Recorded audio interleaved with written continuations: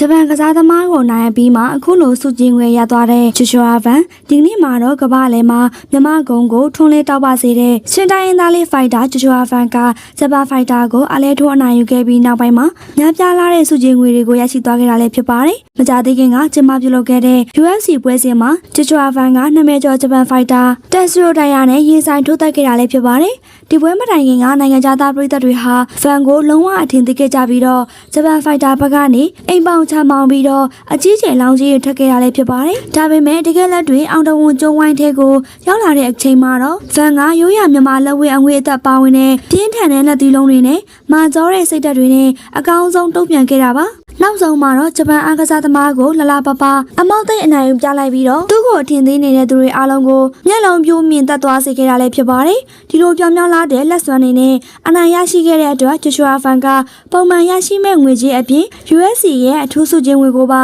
ထိုက်တန်စွာနဲ့သိမ်းပိုက်နိုင်ခဲ့တာလည်းဖြစ်ပါတယ်ရှင်။ USC ရဲ့ပုံမှန်ချီးမြှင့်နေကြအထူးစုချင်းငွေဖြစ်တဲ့အမေရိကန်ဒေါ်လာ9000ကိုလက်ရှိငွေလဲဈေးနှုန်းဒေါ်လာကို4400ကျပ်နဲ့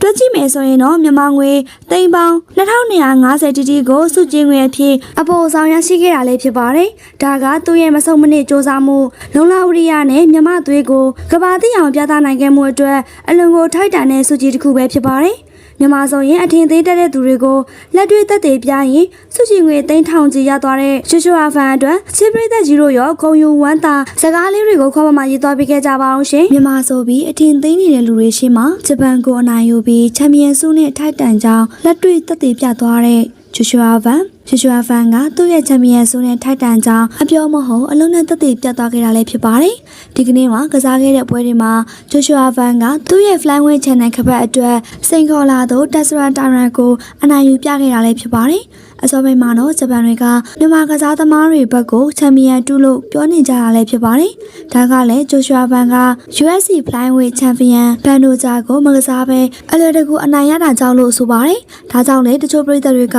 အထူးသဖြင့်ဂျပန်ပရိသတ်တွေကဂျိုရှွာဗန်ကချန်ပီယံတူပါသူတို့ဂျပန်လိုမျိုးအားကစားသမားထက်စရွန်တိုင်ကပဲအလွယ်တကူအနိုင်ရသွားမယ်လို့ထင်ကြတာလည်းဖြစ်ပါတယ်။ဂျိုရှွာဗန်နဲ့ထက်စရွန်တိုင်ပန်တို့ရဲ့ပြိုင်ပွဲကထင်ထားတာထက်ကြည့်ကောင်းခဲ့ပါတယ်။ဒါပေမဲ့ဂျပန်ကစားသမားဟာမြန်မာကစားသမားဗန်ကိုလက်သေးချင်းရှင်မထိုးနိုင်ခဲ့ပါဘူး။ဒါကြောင့်အားနေရင်လိုက်ဆွဲနေတာပါ။မြန်မာကစားသမားကတော့လက်သေးနဲ့ရှင်ထိုးရမှာဂျပန်ကစားသမားကိုအသာရလာခဲ့တာလည်းဖြစ်ပါတယ်။ဒီလိုနဲ့တတိယအကြိမ်မှာတော့ဂျိုရှွာဗန်ကဂျပန်ကစားသမားကိုအသာစီထိုးနိုင်ခဲ့ပေမဲ့10မိနစ်လောက်မှာစိတ်တက်ရောစိုက်ခံမှုပါမှလို့အဆုံးမသက်နိုင်ခဲ့ပါဘူး။ဒါပေမဲ့လည်းစတုတ္ထအချိန်ရောက်မှာတော့မာပါတယ်ဆိုတဲ့ဂျပန်ကြီးလည်းမတောက်ခံနိုင်တော့ပါဘူး။ဗန်ကိုအကျုံးပေးသွားတာလည်းဖြစ်ပါတယ်။ဒီနိုင်ပွဲကြောင့်ဗန်က UFC မှာ10ပွဲဆက်နိုင်ရလာသလိုချန်ပီယံကိုပဲကာကွယ်နိုင်ခဲ့တာလည်းဖြစ်ပါတယ်။ဗန်ကတော့ဒီနိုင်ပွဲအတွက်မြန်မာပရိသတ်တွေကိုကျေးဇူးတင်ကြောင်းမြန်မာပြည်သူတွေဂုဏ်ယူနိုင်ပါပြီလို့ပြောသွားခဲ့တာလည်းတွေ့ရှိရပါတယ်။ဂျိုရှွာဗန်ကချန်ပီယံကပတ်ကာကွယ်ဖို့အတွက်သူနဲ့အပြည့်မကစားရသေးတဲ့ဗန်ဒိုချာနဲ့ကစားရမှာပဲဖြစ်ပါတယ်။ပရိသတ်တွေရောဂျိုရှွာဗန်ရဲ့နိုင်ပွဲကိုဘယ်လိုမြင်လဲဆိုတာကိုမှရေးသွားပေးခဲ့ကြပါအောင်ရှင်။